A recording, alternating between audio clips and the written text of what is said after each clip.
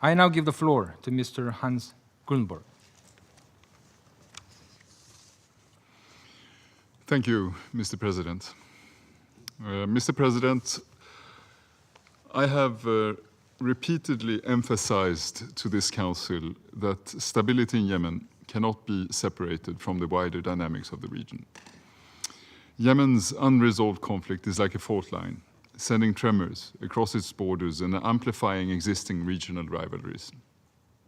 And at the same time, the broader instability in the Middle East continues to return to Yemen, fueling its divisions and delaying sustainable peace.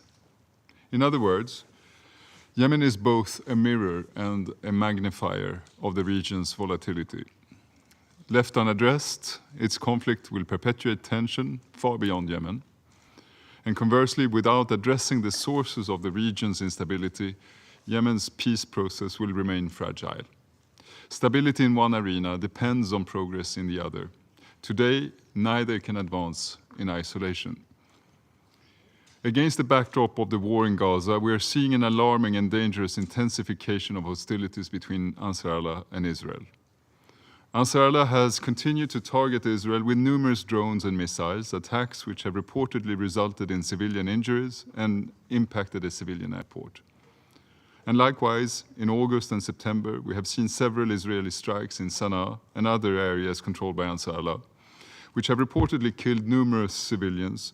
The strikes on the 28th of August also killed senior Ansar Allah officials, some of whom were interlocutors of my office. This escalatory cycle must end. At the same time, if Yemen is perceived and addressed primarily through the lens of regional concerns, the voices, the needs, and the aspirations of the Yemenis themselves become sidelined. The current cycle of violence is dragging Yemen further away from a peace process that would bring a sustainable long-term peace and economic growth.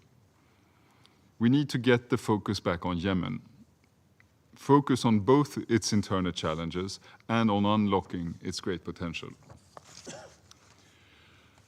Mr. President, the latest wave of arbitrary detentions of 22 United Nations staff in Sana'a and Hodeidah is an egregious escalation by Ansar Allah against the United Nations. While one staff member has recently been released, there are now over 40 UN personnel detained, in addition to a colleague who died while in detention. The United Nations and all its staff serve under the principles of impartiality, integrity, and respect for human rights and dignity.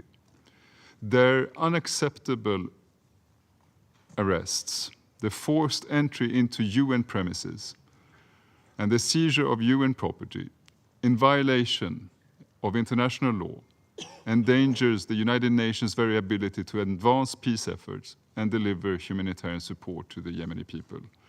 I want to thank this esteemed Council for its strong statement condemning these actions. I stand in solidarity with our colleagues who are being held, and I will continue to work alongside with the wider UN family for their unconditional and immediate release. I also continue to urge Ansar Allah to repatriate the surviving crew members of the motor vessel Eternity Sea to their home countries. It has now been over 2 months since the ship was sunk. Mr. President, the families of detained personnel of the United Nations, diplomatic missions, and civil society are not alone in missing their loved ones. There are currently thousands of Yemenis detained as a result of the conflict. We do not forget them either. I again stress that movement on this painful issue is long overdue. My office is working closely with the parties to ensure the release of all conflict-related detainees under the all-for-all principle.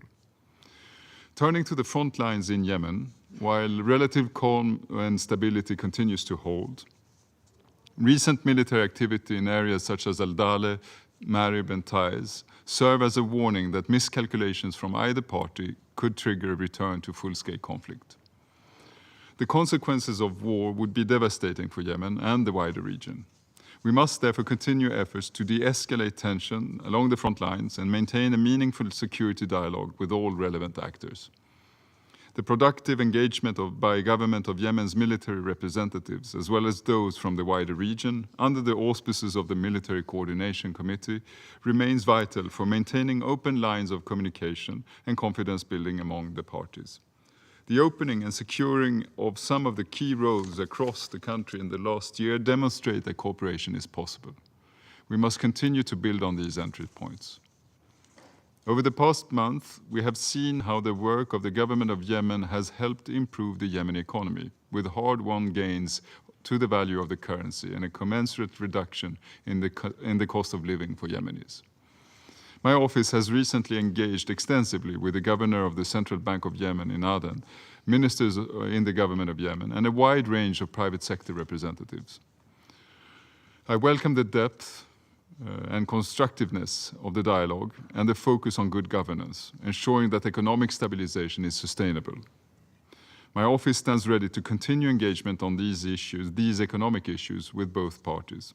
Only through collaboration, by depoliticizing national institutions, and by taking a nationwide view, can Yemen's full economic potential be realized.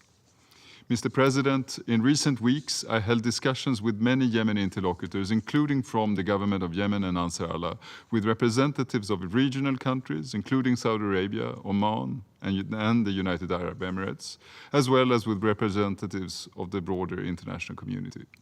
I emphasized in all my meetings that the best way forward is to engage on the commitments made towards a roadmap, making sure that they are anchored in Yemeni ownership and responsive to current challenges and broader regional security needs. The need for a nationwide ceasefire, countrywide economic reforms, and an inclusive political process remains as valid as ever. My work on this continues, despite all the challenges I have enumerated, undeterred. Mr. President, we achieve most when we work together. Unilateral decisions rarely bring solutions. They harden positions, deepen mistrust, and prolong conflict.